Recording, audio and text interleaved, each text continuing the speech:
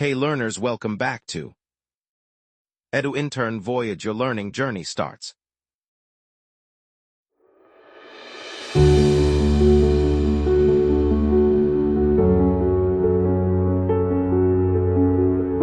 Long answer. 1. Wealth, welfare and scarcity views on economics. 1. Wealth view. Adam Smith.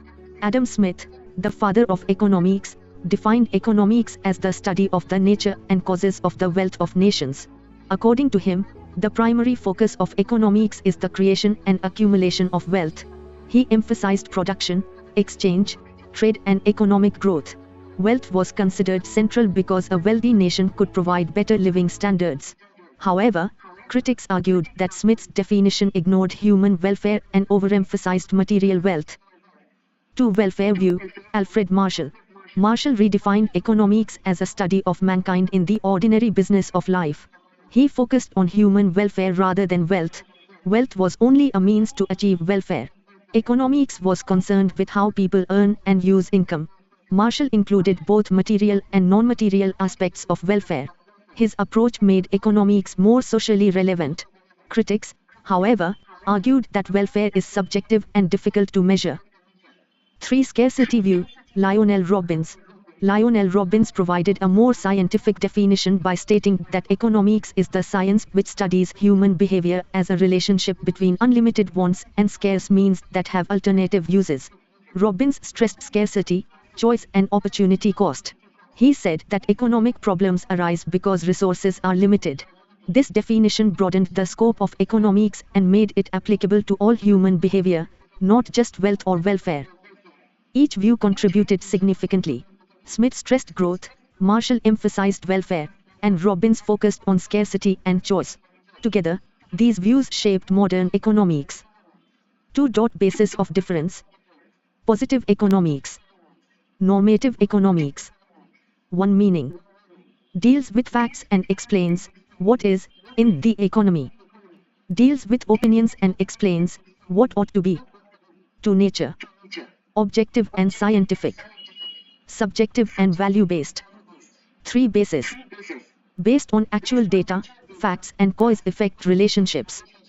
Based on ethics, beliefs, judgments and personal opinions. 4. Testability. Statements can be tested, verified, or proved wrong. Statements cannot be tested or verified scientifically.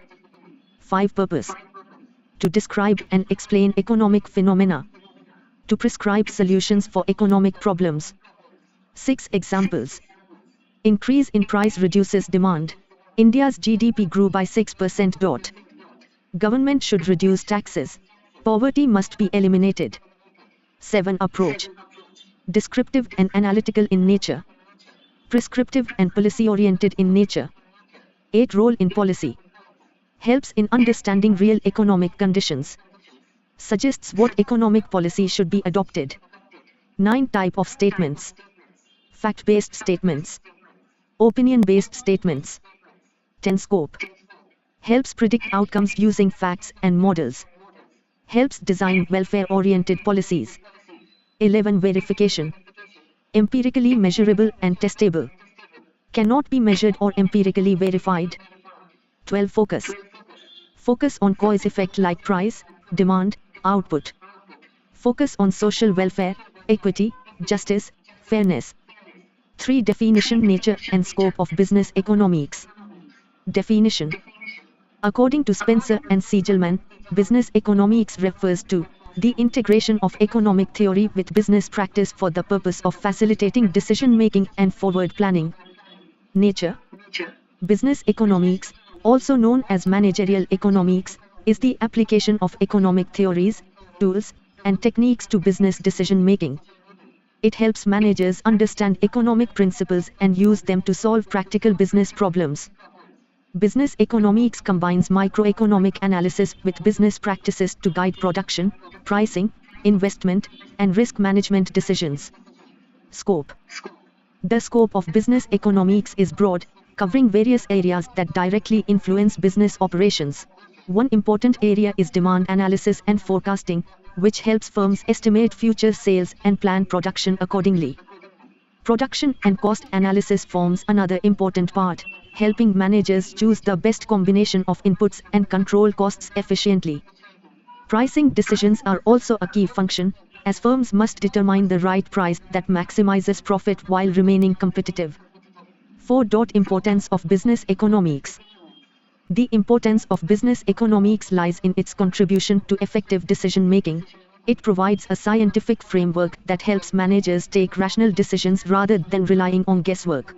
It improves efficiency by analyzing demand, cost, and production patterns. Business economics also helps firms forecast future trends and prepare for uncertainties, reducing risks. Pricing strategies, cost control measures, and investment plans become more accurate when backed by economic analysis. Moreover, business economics helps businesses understand market structures such as perfect competition, monopoly, and oligopoly, enabling firms to choose the best competitive strategies. It also supports policymaking within the organization by providing insights into consumer behavior, market changes, and economic fluctuations. In a rapidly changing business world, business economics helps managers adapt to challenges and seize new opportunities.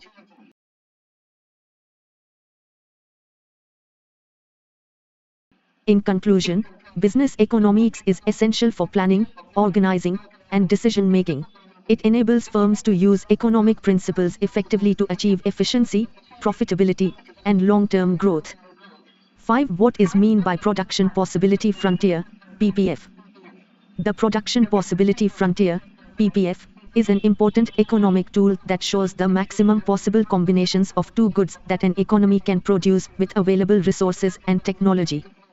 Since resources such as land, labor, and capital are limited, an economy must make choices about what to produce.